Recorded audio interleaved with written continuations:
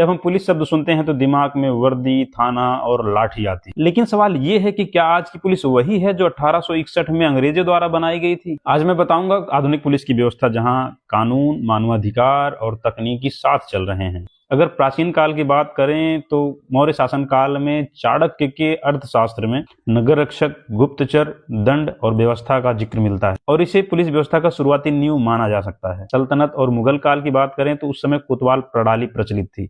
कोतवाल का काम अपराध का नियंत्रण, शहर की सुरक्षा, बाजार की निगरानी और रात्रि गश्त करना था और ये व्यवस्था आज की पुलिस व्यवस्था में इसकी एक झलक देखी जा सकती है। अब बात करें आधुनिक पुलिस की। भारत में आधुनिक पुलिस की नींव अंग्रेजों ने इंडिया पुलिस एक्ट 1861 के तहत रखा, जिसे इंपीरियल पुलिस कहा जाता था। उस समय पुलिस का उद्देश्य शासन की रक्षा यानी अंग्रेजों के सत्ता की रक्षा करना था, ना कि जनता का सेवा करना। पर आज के समय पुलिस संविधान से चलती है। 2006 में प्रकाश सिंह बनाम भारत संघ का मामला सामने आया, जिसने पुलिस सुधार की नींव रखी। प्रकाश सिंह असम और उत्तर प्रदेश के पूर्व डीजीपी थे।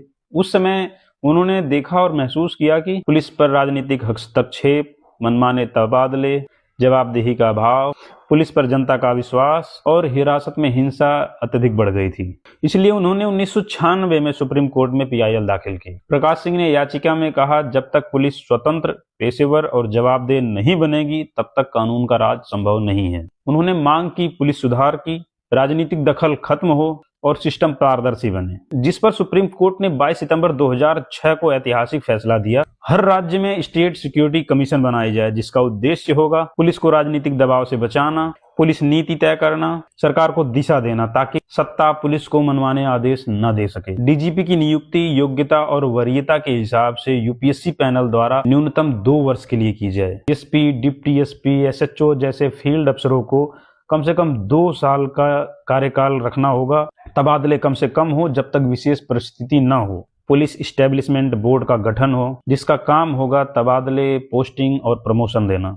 हर राज्य में स्वतंत्र शिकायत प्राधिकरण बने, जिसका काम होगा पुलिस अत्याचार, फर्जी एनकाउंटर, हिरासत में मौत जैसी शिकायतें सुनना, जिसमें आम नागरिक सीधे शिकायत दर्ज करा सके। विवेचना और शांति व्यवस्था ड्यूटी अलग अलग की जाए। सुप्रीम कोर्ट ने कहा कि पुलिस सुधार अब नीति नहीं बल्कि संवैधानिक आवश्यकता है तथा राज्य सरकारें पुलिस को अपना निजी बल न समझे और जब पुलिस स्वतंत्र होगी तभी जनता सुरक्षित होगी। आज की पुलिसिंग डायरी और फाइलों से निकलकर डिजिटल प्लेटफॉर्म पर आ चुकी है, जिसमें CCTNS, body camera, cyber crime unit, GPS, CDR analysis आदि व्यवस्थाएं हो गई हैं, क्योंकि अब अपराधी सिर्फ गली मोहल्लों में नहीं बल्कि इंटरनेट पर भी है और आधुनिक पुलिस वहां तक भी पहुंच चुकी है। कोर्ट ने कहा कि आधुनिक पुलिस की सबसे बड़ी परीक्षा मानवाधिकार है, क्योंकि कानून तोड़कर कानून की रक्षा नहीं की जा सकती। सवाल ये